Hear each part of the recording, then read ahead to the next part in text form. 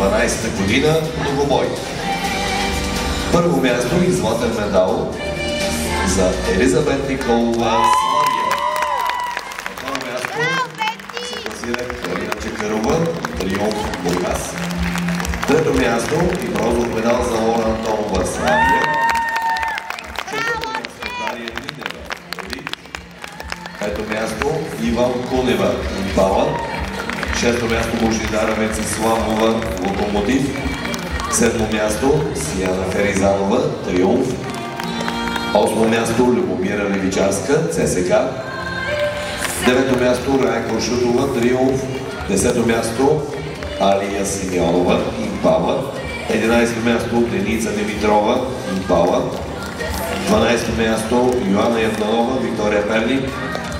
13 място Кристин Прошина, Локомотив. 14 място Николета Манолова, Биляна. Още една гимнастичка на 14-то място Рай Георгиева, Локомотив. 15-то място Мила Желязкова, Триумф. 16-то място София Петрова, Биляна.